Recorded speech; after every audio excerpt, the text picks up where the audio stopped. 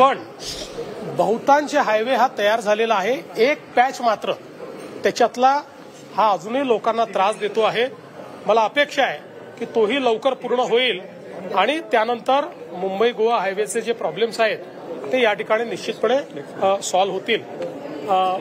उपराष्ट्रपती पदाच्या निवडणुकीच्या निमित्ताने मी सन्माननीय उद्धव ठाकरेजी आणि सन्माननीय शरद पवारजी या दोघांनाही फोन केला होता आणि मी त्यांना विनंती केली की उपराष्ट्रपती पदाचे उमेदवार CP राधाकृष्णनजी हे महाराष्ट्राचे मुंबईचे मतदार आहेत, आपले राज्यपाल आहेत। त्यामुळे महाराष्ट्राच्या एका मतदाराला तुमच्या दोन्ही पक्षांनी त्या ठिकाणी समर्थन द्यावं अशा प्रकारची विनंती मी त्यांना केली। त्यांनी मला बोलताना उद्धवजींनी सांगितलं की आम्ही सगळ्यांची चर्चा करू। शरद पवार साहेबांनी सांगितलं की विरोधी पक्षांनी उमेदवार उभा करण्याचा निर्णय केलेला आहे, त्यामुळे आम्हाला त्यांच्यासोबत जावं लागेल। पण आणि या राज्यातला एक मतदार हा उम्मीदवार है म्हणून मी त्यांना फोन केला। उपराष्ट्रपति पद के चुनाव को लेकर के आपने चर्चा की, फोन किया शरद पवार और उद्धव ठाकरे को, क्या बात हुई और क्या?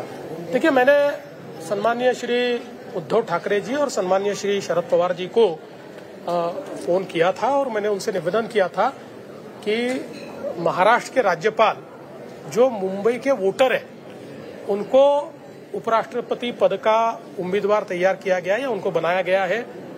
उपराष्ट्रपति पद का जो चुनाव होता है ये एक प्रकार से नॉन पार्टीसन माना जाता है, क्योंकि इस चुनाव में कोई व्हिप नहीं होता। इसलिए मैंने उनसे निवेदन किया कि चूंकि आप महाराष्ट्र की अस्मिता को मानने वाले लोग हैं तो आपने भी महाराष्ट्र का एक वोटर ये देश का उपराष्ट्रपति बन रहा है, इसलिए आप उन्हें समर्थन दीजिए। इस प्रकार का मैंने उनसे निवेदन किया था। मुझे उद्धव जी ने कहा कि हम सबसे चर्चा करके फिर निर्णय करेंगे और शरद पवार जी ने कहा कि चूंकि सारा अपोजिशन साथ में आकर एक कैंडिडेट खड़ा कर रहा है तो हमको उनके साथ जाना पड़ेगा। अंतर्राष्ट्रीय स्तर पर जिस तरीके की परिस्थिति बनी हुई है उसको लेकर के कल महाराष्ट्र सरकार ने एक महत्वपूर्ण बैठक की, वॉर रूम तैयार किया ताकि एक नया मार्केट खोजा जा सके ऐसी परिस्थिति के लिए। देखिए, देश के प्रधानमंत्री नरेंद्र मोदी जी ने जो ट्रेड बैरियर्स तैयार हुए हैं उसको एक अवसर के रूप में लीजिए, इस प्रकार का संदेश दिया है और इस अवसर का इस्तेमाल करते हुए नए ट्रेड मार्केट्स तैयार कीजिए, नए ट्रेड रूट्स तैयार कीजिए और इनको तैयार करते समय जो हमारे बिजनेसेस को कठिनाइयां आती है उन कठिनाइयों को दूर करने के लिए आप ईज ऑफ डूइंग बिजनेस के रिफॉर्म्स कीजिए, ऐसा एक संदेश दिया।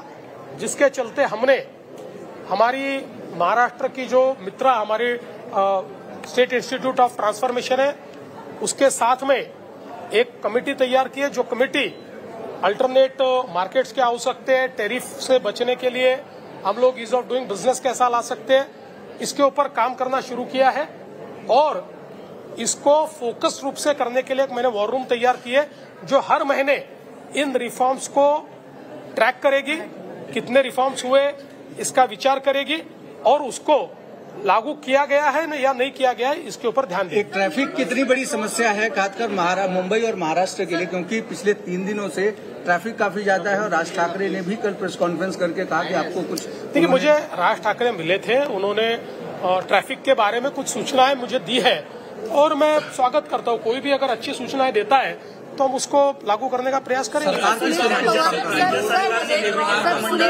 घोषणाशैली होती त्यामध्ये संचालक नेमले गेलेले आहेत। विरोधकांकडून आता टीका अशी होती की आगामी निवडणुकीच्या अनुषंगाने ही सगळी महामंडळ जी आहेत ती ऍक्टिव्ह केली जात आहेत। असं आहे की पहिल्यांदा तर विरोधकांनी एकच महामंडळ पिन पॉइंट केलं की हेच महामंडळ गठीत झालं।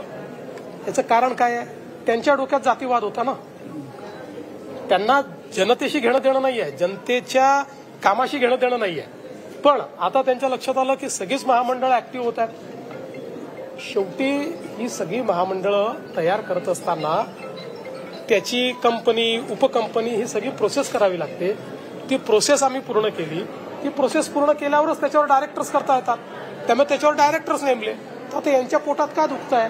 आम्ही समाजातल्या सामान्य माणसाला मदत करण्याकरता महामंडळ तयार करून त्याची जर पुनर्रचना करत असू तर त्याचं स्वागत केलं पाहिजे. त्याकरता यांच्या पोटदुखी का होते? कारण समाजातल्या कुठल्याही घटकाकरता यांनी कधीच काही केलं नाही. आपल्याला माहिती आहे, अण्णासाहेब पाटील आर्थिक विकास महामंडळ गुंडाळून ठेवलं होतं. आज ते महामंडळ मी आणि माझ्यानंतर एकनाथ शिंदेंनी त्याला ज्या प्रकारे बळ दिलं, आज मराठा समाजामध्ये 1.5 लाख उद्योजक आम्ही तयार करू शकलो. आज ओबीसी महामंडळाची पुनर्रचना केली, आम्ही महाज्योतीची पुनर्रचना केली, महाज्योती तयार केलं. आज वेगवेगळ्या समाजाची महामंडळ आम्ही तयार केली, त्यातनं उद्योजक तयार होत आहेत. यांच्या पोटात का दुखत आहे? महाराष्ट्र में शक्ति कानून को लेकर काफी कुछ सामने. सुनेत्रा पवार यांनी आरक्षीच्या कार्यक्रमात हजेरी लावली म्हणून त्यांच्यावरती टीका होते की प्रेक्षर आहे म्हणून युतीमध्ये असताना त्यांना अशा प्रकारे. मला असं वाटतं त्याचं उत्तर त्यांनीच दिलेलं आहे. आणि पहिल्यांदा तर RSS काय बँड ऑर्गनायझेशन आहे? मी स्वतः राष्ट्रीय स्वयंसेवक संघाचा स्वयंसेवक आहे. मला अभिमान आहे स्वयंसेवक असण्याचा. आणि मला राष्ट्रीय स्वयंसेवक संघाने नेहमी राष्ट्रवाद शिकवला आहे. मला नेहमी समाजातल्या प्रत्येक व्यक्तीला सोबत घेऊन आपल्याला देशाचं कल्याण करायचं हे शिकवलेलं आहे. त्यामुळे समजा कोणी राष्ट्रीय स्वयंसेवक संघाच्या एखाद्या कार्यक्रमात गेलं तर त्याच्याकरता एवढा आकांडतांडव करण्याची आवश्यकता काय आहे? महाराष्ट्र में जिस तरीके से मुद्द्यावरती धाड टाकलेली आहे. आरोप झालेले होते त्या संदर्भात अतुल बाबा भोसले यांनी पत्रकार परिषद घेतलेली आहे. त्याच्यापुढे नेमकी काय भूमिका असणार आहे? त्यांच्या घरातले काही लोकांचे 15 सदस्य अतुल बाबा भोसलेंनी या ठिकाणी जे सत्य समोर आणलेलं आहे त्यातनं खरे वोट चोर कोण आहेत हे आता स्पष्ट झालेलं आहे. आता वोट चोरीचा सगळा कॉन्ट्रॅक्ट राहुल गांधींनीच घेतलेला आहे आणि त्यांचेच लोक या ठिकाणी वोट चोरी करतायत हे लक्षात आलेलं आहे. आणि मला असं वाटतं की आता याचं उत्तर राहुल गांधींनी दिलं पाहिजे. पृथ्वीराज चौहान के पृथ्वीराज चौहान जी के बारे में विधायक अतुल बाबा भोसले जी ने जो साक्ष्य हमारे सामने लाए हैं, जो एविडेंस हमारे सामने लाए हैं, वो बहुत गंभीर है. और इससे ये ध्यान में आता है कि वोट चोरी का ठेका तो राहुल गांधी ने ही लिया हुआ है.